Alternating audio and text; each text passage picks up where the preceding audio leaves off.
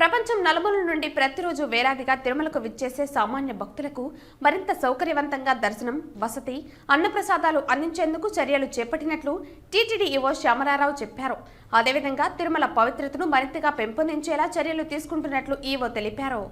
ఈ సందర్భంగా TTD EO Shyamala Rao మీడియాతో మాట్లాడుతూ ఛార్జ్ తీసుకుని నెల రోజులైందని, మీడియా సహకారం ఎంతో ఉందన్నారు. ముఖ్యమంత్రి చంద్రబాబు నా మీద పెద్ద బాధ్యత పెట్టారని, తిరుమలలో వ్యవస్థలను మార్పు చేయాలని చెప్పారు. అన్నిటినీ గాడిలో పెడుతున్నామని, లడ్డూ నాణ్యత పెంచామన్నారు. శానిటేషన్ కూడా బాగా పెంచామన్నారు. ఫీల్డ్ లెవెల్లో చాలా లోపాలు ఉన్నాయని, సర్వదర్శనం భక్తులకు భోజనం, పాలు ఇవ్వటం లేదని కంప్లైంట్ ఎక్కువ వచ్చిందన్నారు. కంపార్ట్మెంట్లో ఉండే భక్తులకు అన్నప్రసాదం, పాలు అందించామన్నారు. ఏఈఓ స్థాయి అధికార పర్యవేక్షణలో అన్ని పరిశీలించామని ఆదేశించారు. క్వాలిటీలో రాజీ లేకుండా అన్నప్రసాదం అందించాలని చర్యలు తీసుకున్నామన్నారు. పర్మనెంట్ క్యూ లైన్ ఏర్పాటు చేయాలని నిర్ణయించామని, సుమారు 2 లక్షల మందికి అన్నప్రసాదం అందిస్తున్నామన్నారు. అన్నప్రసాదం కేంద్రంలో నాణ్యమైన ఆహారం అందించే విధంగా చర్యలు తీసుకున్నామన్నారు. ఆధార్ సర్వీస్ తీసుకువస్తున్నామని, ఆధార్ మాఫింగ్ లేకుండా చర్యలు తీసుకుంటున్నామన్నారు. ఒకే ఫోన్ నెంబర్, ఒకే ఈమెయిల్ ఐడి ఆధార్ మాఫింగ్లకు బ్లాక్ చేశామని, దళారుల మీద దృష్టి పెట్టామన్నారు. పాత కేసులు ఉన్నవారిపై దృష్టి పెట్టమని పోలీసులకు ఆదేశాలు జారీ చేశారు. కొండ మీద మనకి భక్తులకు ఇబ్బంది లేకుండా శానిటేషన్ వ్యవస్థ అనేది కరెక్ట్గా ఉండాలి. దాంట్లో కూడా లోపాలు ఉన్నాయి. తర్వాత స్వామివారికి అందించే ప్రసాదాల్లో కూడా క్వాలిటీలో కూడా లోపాలు కనిపిస్తున్నాయి. ఇంతకుముందు లడ్డూ క్వాలిటీ తిరుమల కొండకి ఈ స్వామివారి ఆలయంలో మనం ఇచ్చే లడ్డు ప్రసాదం ఏదైతే ఉందో దానికి ఇంటర్నేషనల్ ఫేమ్ ఉంది, ఇంటర్నేషనల్గా రెప్యుటేషన్ ఉంది. తిరుపతి వచ్చిన వాళ్ళు, తిరుమల స్వామివారి దర్శనానికి వచ్చిన వాళ్ళకి ఇది దర్శనం ఎంత ముఖ్యమో ఈ లడ్డు ప్రసాదం కూడా తీసుకోవడం అంతే ముఖ్యం. సో అలాంటిది ఆ క్వాలిటీ అనేది ఇంత ముందులాగా ఉండటం లేదు. టేస్ట్ కానీ, లేకపోతే ఆ ఎరోమా అంటారు, ఆ స్మెల్ కానీ, దానికి ఒక యూనిక్ క్వాలిటీ ఉంది. దీనికి పేటెంట్ ఒకటి ఉన్నదనే విషయం మీ అందరికీ కూడా తెలిసిందే. దీనికి ఒక పేటెంట్ ఉంది. జిఐ ఇండికేటర్, జియోగ్రాఫికల్ ఇండికేషన్ కింద దీనికి ఒక రిజిస్ట్రేషన్ కూడా ఉంది. అదంతా మీకు తెలిసిందే. సో అనేది కూడా ఆ లడ్డు క్వాలిటీ విషయం కూడా నాకు చెప్పడం జరిగింది.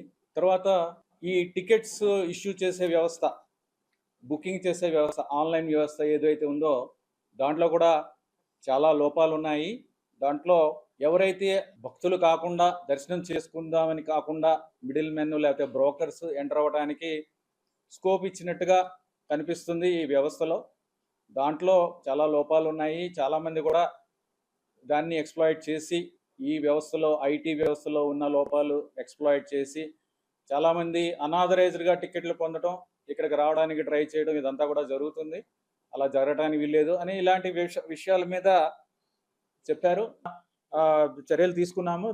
దాన్ని మేము కంప్లీట్గా ప్లగ్ చేయడానికి ఈ ఏదైతే అబ్జర్వ్ చేసామో వాటిని కంప్లీట్గా ప్లగ్ చేస్తాము.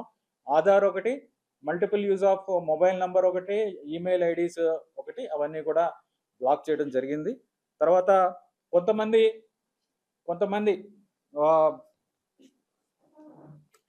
బ్రోకర్స్ మీద కేసులు కూడా పెట్టడం జరిగింది. సో దానికి పోలీస్ సైడ్ నుంచి ఎప్పుడో పెట్టారు, 6 నెలలు అయింది, సంవత్సరం అయింది. పోలీస్ సైడ్ నుంచి ఏమి చర్యలు తీసుకోలేదు. సో అది కూడా నెల రోజులు, ఆల్మోస్ట్ ఒక 4 వీక్స్ బ్యాక్ ఎస్పీ గారితో డిస్కస్ చేయడం జరిగింది. అంటే మీకు తెలిసిందే, సివిఎస్ఓ ఇక్కడ నుంచి వాళ్ళు ఇన్స్పెక్ట్ చేసి, వాళ్ళు అబ్జర్వ్ చేసి, క్రిమినల్ చర్యలు కానీ ఏమైనా ఉంటే వాళ్ళు పోలీసుకి ఇవ్వాలి, ఎస్పీకి ఇస్తారు. ఎస్పీ అంటే పోలీసు, ఇక్కడ సిఐస్ స్థానాలు అవి ఉన్నాయి కదా, పోలీస్ స్టేషన్స్కి ఇస్తారు. వాళ్ళు చర్యలు తీసుకోవాలి. ఆ చర్యలు ఏమి జరగలేదు. ఒక 80-96 సుమారుగా 100 కేసులు ఉన్నాయి. ఆ కేసుల్లో కూడా ఏమి చర్యలు జరగలేదు. అవన్నీ కూడా ఎస్పీ గారితో డిస్కస్ చేస్తే, అవును ఇవన్నీ చర్యలు తీసుకోలేదు, చేస్తామని ఇంతకుముందు ఇప్పుడు ట్రాన్స్ఫర్ అయ్యి వెళ్ళిపోయిన ఎస్పీ గారితో డిస్కస్ చేయడం జరిగింది. ఆయన అన్ని చూసి వాటి మీద చర్యలు స్టార్ట్ చేశారు. కొంతమందిని అరెస్ట్ చేయడం కూడా జరిగింది. సో ఇవి ప్లగ్ చేస్తే ఇప్పుడు పోలీస్ సైడ్ నుంచి కూడా గట్టిగా చేస్తారు అని నమ్ముతున్నాను. ఎందుకంటే వాళ్ళు కూడా అష్యూరెన్స్ ఇచ్చారు, వాళ్ళు కూడా స్టార్ట్ చేశారు.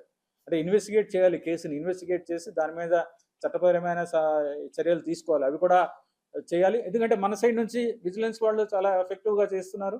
వాళ్ళు ఇచ్చిన తర్వాత పోలీస్ సైడ్ నుంచి సపోర్ట్ చేస్తేనే ఓవరాల్గా మనం కంట్రోల్ చేయగలుగుతాం ఈ వ్యవస్థని.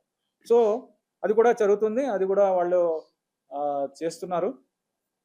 సో దీని ద్వారా ఓవరాల్గా ఐటీలో ఉన్న ఇవి కానీ బ్రోకర్స్ బెడద కానీ ఇవన్నీ కూడా మేము సార్ట్అవుట్ చేయగలమని చూస్తున్నాం. తర్వాత ఫ్రాడ్ అనలిటిక్స్, ఇప్పుడు మీరు అందరూ చూస్తున్నారు, ఆర్టిఫిషియల్ ఇంటెలిజెన్స్ కానీ లేకపోతే ఫ్రాడ్ అనలిటిక్స్ కానీ డేటా అనలిటిక్స్ కానీ ఇవన్నీ కూడా చాలా వేగంగా అభివృద్ధి చెందుతున్నాయి ఐటీ వ్యవస్థలో, ఐటీ రంగంలో. ఇవన్నీ కూడా ఉపయోగించుకోవాల్సిన అవసరం ఉంది.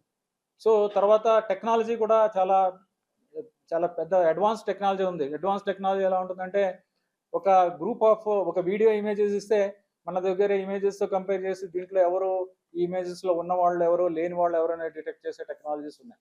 అలాగే అడ్వాన్స్ టెక్నాలజీస్ ఉన్నాయి. వాటిని కూడా యూజ్ చేసుకుని ఏ విధంగా వ్యవస్థని మనము కరెక్ట్గా నడిచేలాగా చూసుకోవడం అనేది దాన్ని కూడా చర్చించి మేము న్యూస్ పేపర్లో ఒక అడ్వర్టైజ్మెంట్ కూడా ఎక్స్ప్రెషన్ ఆఫ్ ఇంట్రెస్ట్ ఒకటి పబ్లిష్ చేయడం జరిగింది. ఈ టెక్నాలజీ ఎవరెవరికి ఉందో అడ్వాన్స్ టెక్నాలజీస్ అంటే క్రౌడ్లో ఎవరైనా పర్సన్ని ఐడెంటిఫై చేయడం కానీ, లేకపోతే ఫోటో తీసుకుంటున్నాం. కొన్నిసార్లు మనము బుకింగ్ అప్పుడు ఫోటో తీసుకున్నాం.